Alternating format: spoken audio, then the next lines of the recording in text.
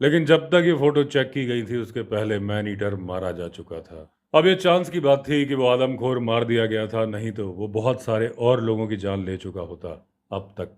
अब उस man eater की मौत के बाद उस इलाके में जो तनावपूर्ण स्थिति थी और जो लोग दहशत के साए में जी रहे थे, अब उन्होंने नॉर्मल जिंदगी जीनी शुरू कर दी थी। हालांकि मैन ईटर मर गया था, लेकिन कई अनसुलझे सवालों का जवाब नहीं मिला था। जिस तरह से बेतहाशा लेपर्ड की संख्या बढ़ रही है, इंसानों पर लेपर्ड के हमले कई गुना बढ़ते जाएंगे।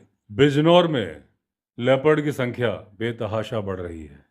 अभी जल्दी में ही 5 लेपर्ड सड़क दुर्घटना में मारे गए।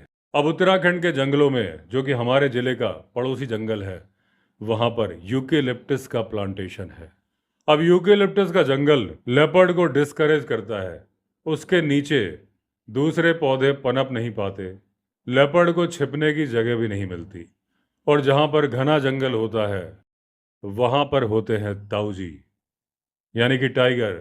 तो चिचा यानी कि लेपर्ड यहाँ वहाँ भागते रहते हैं और आ जाते हैं बिजनौर की तरफ, क्योंकि यहाँ पर छिपने के लिए है गन्ने के खेत। गन्ने के खेतों में छिपने की अच्छी खासी जगह होती है। लेपर्ड यहाँ पर अपने बच्चे देता है, आराम से बच्चों को बड़ा भी करता है। हमारे जिले में खेती की 75% जमीन गन्ने के खेतों से कवर्ड है, इसलिए लेपर्ड को छिपने की जगह ही जगह है। हालांकि 10 साल पहले मैंने पहली बार लेपर्ड के पगमार्क देखे थे बिजनौर जिले में। मेरा गांव उसी इलाके में है जहां पर यह आदमखोर वारदात कर रहा था। आज की तारीख में भी 2 मेल और 1 फीमेल है हमारे इलाके में। फीमेल के साथ कब्स भी हैं।